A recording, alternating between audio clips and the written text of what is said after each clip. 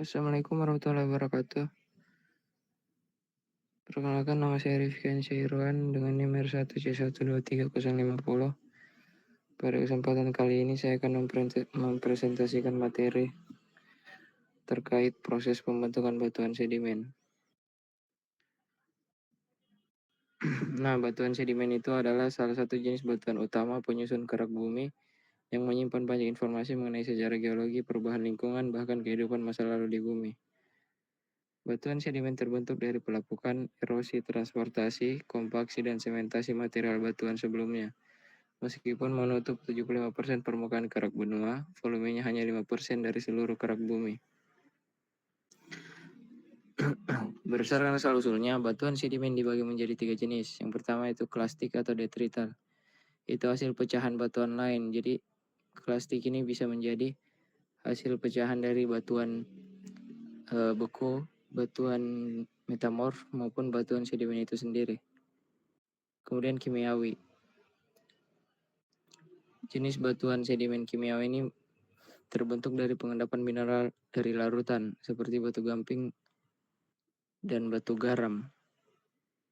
Kemudian yang ketiga organik, yang merupakan sisa organisme hidup seperti misalnya batu bara atau kapur organik. Nah, untuk memahami bagaimana batuan ini terbentuk, kita lanjut ke proses pertama yaitu pelapukan. Di mana tahap pertama itu pelapukan. Pelapukan adalah proses penghancuran batuan induk menjadi fragmen yang lebih kecil di permukaan bumi. Proses ini dibedakan menjadi 3 jenis utama, yaitu yang pertama pelapukan fisik atau mekanik, yaitu penghancuran batuan tanpa mengubah komposisi kimianya. Contohnya karena perubahan suhu ekstrim, pembekuan air, atau tekanan akar tanaman. Yang kedua pelapukan kimia, yaitu perubahan komposisi mineral batuan melalui oksidasi, hidrasi, dan pelarutan. Misalnya besi dalam batuan yang teroksidasi membentuk karat berwarna kemerahan. Kemudian yang terakhir pelapukan biologis yang disebabkan oleh aktivitas organisme hidup seperti lumut, akar tumbuhan, atau mikroba yang menghasilkan asam organik dan mempercepat pelapukan. Hasil dari pelapukan inilah yang akan menjadi bahan dasar bagi proses berikutnya yaitu erosi dan transportasi. Kemudian tahap kedua yaitu erosi dan transportasi. Setelah pelapukan terjadi, fragmen batuan akan tererosi dan berpindah tempat. Proses ini dilakukan oleh berbagai agen alami. Yang pertama air, seperti aliran sungai, hujan, atau gelombang laut yang membawa partikel dari lempung hingga kerikil. Yang kedua angin, terutama di daerah kering atau gurun yang mengangkut material halus dan membentuk bukit pasir atau dun. Yang ketiga gletser, yang mengikis batuan besar dan menghasilkan endapan seperti moraine dan til. Kemudian yang terakhir gravitasi yang menyebabkan longsor atau runtuhan batuan yang menggerakkan material ke bawah lereng. Saat transportasi berlangsung, terjadi sortasi alami, di mana butiran besar tertinggal di dekat sumber, sedangkan butiran halus terbawa lebih jauh. Dan ketika energi pengangkut menurun, proses selanjutnya pun terjadi, yaitu pengendapan. Mari kita lihat tahap ketiga, yaitu pengendapan. Pengendapan atau deposisi terjadi ketika energi dari agen pengangkut seperti air, angin, atau gletser menurun, sehingga material mulai jatuh dan mengendap. Pengendapan ini membentuk lapisan-lapisan atau stratifikasi, di mana partikel besar akan mengendap lebih dulu, diikuti oleh partikel yang lebih halus. Berdasarkan lingkungannya, pengendapan terjadi pada 3 lingkungan yang berbeda. Yang pertama lingkungan darat, seperti sungai, danau, gurun, dan delta. Kemudian lingkungan laut dangkal atau shallow marine, seperti pantai, estuari, dan laguna. Kemudian yang ketiga lingkungan laut dalam atau deep marine, misalnya di dasar samudra. Selain itu, batuan sedimen sering mengandung fosil yang menjadi petunjuk penting untuk mengenali lingkungan pengendapan dan sejarah kehidupan masa lalu. Proses utamanya itu yang pertama partikel besar mengendap lebih dahulu, kemudian diikuti dengan perlapisan atau stratifikasi. Yang terakhir fosil menandai lingkungan pengendapan. Nah, di mana fosil ini dapat tersingkap pada batuan sedimen jenis non-klastik atau batuan karbonat.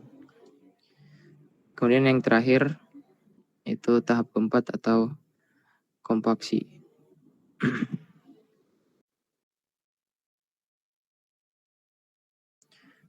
Nah, kompaksi ini adalah penekanan butiran sedimen akibat beban lapisan atasnya. pori-pori mengecil, air keluar, sedimen menjadi lebih padat dan keras. Ini adalah awal perubahan sedimen lepas menjadi batuan padat. Pada tahap ini terjadi 3 hal penting. Yang pertama itu tekanan beban dari endapan di atas menekan butiran di bawah. Kemudian air pori keluar. Nah, sehingga volume dan porositas sedimen berkurang. Kemudian yang terakhir pemadatan, di mana sedimen menjadi lebih padat dan keras. Kompaksi merupakan awal dari perubahan sedimen lepas menjadi batuan sedimen padat. Kemudian tahap kelima, yaitu sementasi. Nah, tahap terakhir pada pembentukan batuan sedimen yaitu sementasi, yang dimana sementasi merupakan proses pengendapan mineral pengikat di antara pori-pori sedimen. Air tanah yang membawa kalsit, silika, atau oksida besi akan mengendap di ruang-ruang pori dan mengikat butiran sedimen menjadi satu kesatuan padat. Yang dimana kalsit atau CaCO3 banyak ditemukan pada batu gamping. Nah, batu gamping ini merupakan salah satu batuan pada jenis sedimen non-klastik. Kemudian silika atau SiO2 menghasilkan batuan keras seperti batu pasir kuarsa yang merupakan salah satu jenis batuan sedimen klastik.